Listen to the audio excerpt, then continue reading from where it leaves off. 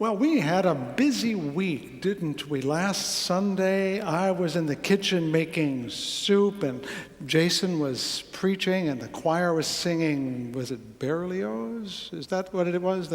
I missed it because I was busy cooking soup. And we had a splendid time, and the next day, is that when all the snow and the Arctic fell on top of us? And then the day after that, because we liked it so much, we decided to freeze it really, really solid, and we had the sub-zero thing, and, well, then by yesterday it was raining all sorts of little animals, and it's been a nutty week in terms of the weather. And then I can remember last week in the Sunday New York Times, which is my little ritual on Sunday afternoons, one whole page was nothing but civil unrest and civil war around the world. Thailand and Egypt and Syria and the Ukraine and South Sudan. It was a rather dismaying page. We're told the stock market has never been higher. It's zooming. At the same time, the job market doesn't look so good. How does that happen? And I don't know, I end up at the end of the week thinking this would be a week around which we could quote Dickens, "It's been the best of weeks and the worst of weeks." Which is why when we come here, we're saying, what's going on? And like I said earlier, I don't know. But if we look a little harder, maybe we'll find something we can hang on to. Perhaps. At least I hope so. That's why I have to say, as I do every week, may the words of my mouth and the meditations of my heart be found true in thy sight. Thou who art my rock and my redeemer, Tsuriva Goali. But, of course, thanks to the weather, how many youngsters had 1 or 2 extra days of school off, which was delightful to the children? And, well, let me put it this way. When we were standing outside in the cold on Wednesday protesting marital injustice, which we do every month, down at Rosa Parks with signs, you can always be there, noon 15 to noon 45. One of our regulars was saying, children went back to school today and we are all grateful. Meaning they were ready to go back to school. What does it mean when your children want to go back to school? And of course, the parents were only too delighted that they left as well. Wow. More than once over the years, I have spoken of this church, of every church in some ways, as being like a school. But the liberal religious endeavor, whatever it is, has always had a strong sense that it is on an educational mission. That's what that free the mind part is about, but I'll get back to that. But we're not unique, of course, as I mentioned in early worship. Among observant Jews, the colloquial name for worship, or at least going to synagogue, is going to shul, Yiddish for school. And it's understood that the purpose of that building is not just to be a house of prayer, but a house of study. And those of us who know a little bit about the history of education know that virtually every European university was the creation of the church, attached to it at least for a while. And of course, what you may or may not know is that when our wonderful Puritan ancestors showed up in Massachusetts, they did 2 things that were very different from their other English cousins back in England. They mandated that every town have not just a church, but a school, and that every child in town learn how to read and write. But they also decided they needed a college in what they called Newtown, later called Cambridge. It was an iffy enterprise at first, but it was helped by a bequest of books and £50 by the otherwise unknown John Harvard. Would that we all could be so unknown so many years later. So religion and education have been hanging around together for a long time, especially in the West, but you can find madrasas in Islamic society, you can find ashrams in India, monasteries of the Buddhist nature all over Asia, where learning goes on all the time. I say this because in January, I'd like to go back to the 3 pillars of liberal religion, which Barb Kepler reminded you of: to free the mind, to grow the soul, and to change the world. It's good to renew our acquaintance with them in some depth, because they can just become phrases that we're proud of.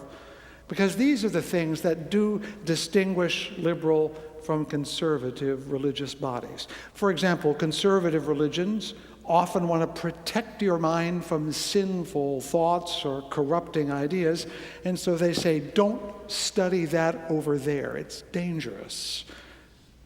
But liberal religion believes that the truth will set you free no matter where it comes from, church or not.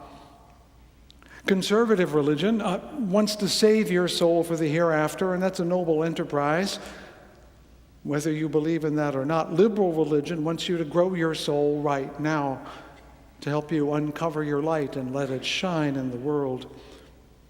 And conservative religion doesn't like change in general. That's kind of the nature of being conservative in general, isn't it? It's kind of skeptical about change. And when it does want change, it generally wants to repair what it thinks is broken or go back to the way it used to be. Liberal religion welcomes change, at least in principle, because the kingdom of God is in our midst, if we would but open our eyes. Now, if you may have noticed, those of you who are acquainted with Jesus of Nazareth, that I quoted Jesus 3 times in favor of liberal religion. And that's because I believe he really was a famous liberal. Forest Church called him that. Actually, he wrote a book called God and Other Famous Liberals. Those who follow Jesus often end up in places like this when they try to make it actually work. In the churches I attended as a boy, which were not Fountain Street Church, but Unitarian churches, I was taught that we practiced the religion of Jesus, not the religion about him. And I've always thought that to be a good path to emulate. And I've tried to do that, imperfectly, of course, but the good news is tomorrow I can try again. And if we're all honest with ourselves, wherever our origins are, if you're deeply honest, at some point that's exactly what we wanted to do, to follow in the footsteps of a great leader, even if it led out the door of the church we were in. But I'm not here to justify our ways to others. I've discovered over the years that religious arguments rarely convert anyone who doesn't already want to be converted. So instead, what I'll do for the next few minutes is to go back to those principles I mentioned before, to free the mind, to grow the soul, and change the world. To recall to them and to you and to me what they mean for us now. And today I wish to talk about that freeing the mind part. And as I turn the idea over and over, because I go over this every year, and I try to be fresh, at least in some way, so you don't say yada, yada, yada, I've heard all this before. What came up in the flotsam and jetsam of my ever more addled brain was a phrase that I learned when I was a student, that we were expected to study the liberal arts. Of course, now when someone talks to you about the liberal arts, they're telling you how foolish it is to major in any of them, because a degree in the liberal arts won't get you a good job in our global economy that is driven by science, technology, engineering, and mathematics, the STEM thing. You've heard that, right?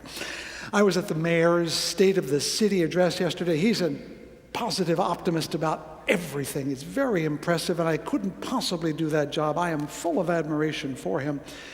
And as I listened to him, I heard the word entrepreneurship about 10 times, tied to helping our young people finish college with entrepreneurial skills that will bring economic prosperity to our city and financial success to those who have those skills that they get in college. And that's all wonderful, because that's what education seems to be about today, equipping you with skills for the modern global economy so that you can take a piece of the great action that's out there.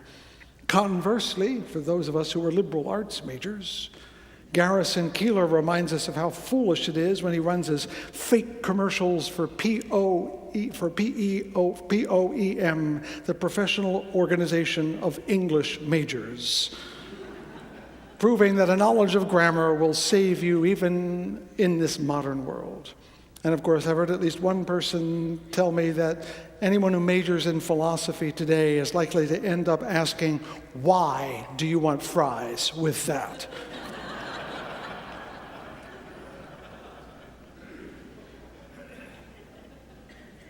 So I'm going to take that criticism and acknowledge it exists, but I want to resurrect the notion that the liberal arts are important, not in secular education, but in sacred education, because well into the 19th century, it was understood there were certain basic subjects that had to be learned before you could go on to more advanced subjects. In our modern times, we learned as a kid in what we called grammar school, right? We used to call it grammar school, and one of the things you were learning was how to read and write. You were mastering English grammar. Well, it turns out grammar was one of 3 subjects that since the time of the Greeks have been held to be essential to all other learning. Grammar was one, rhetoric was another, the art of expressing yourself, writing, and logic. When was the last time you went to a first grade logic class? That's fallen out of grade. But we see them in another form in reading, writing, and arithmetic, the less elegant ways of talking about them. And you have to learn all 3 of those before you can go on to study things like history and science and foreign languages. In classical times and medieval times, those first 3 were called the Trivium, meaning 3. The 3 subjects one had to master in order to go on and learn other things. And it is my contention that while we may have arguments about how to conduct grammar school in the big bad world, those same notions apply to liberal religion. We have 3 principles. I've already mentioned them: to free the mind, to grow the soul, and to change the world. But they are not just phrases. They are activities. They are things we must do, not things we must say. And if you intend to have a liberated mind, you must do it, not just say it. And I contend, and this is where it gets difficult, that those who belong to this church on purpose, who stick with it, who come all the time, or at least some of the time, feel a longing to become freer of mind, a longing to grow in soul, a desire to change the world, and you're looking for someone to show you how. That would be Jason. That would be me. That would be all of us, because we are a community of learning.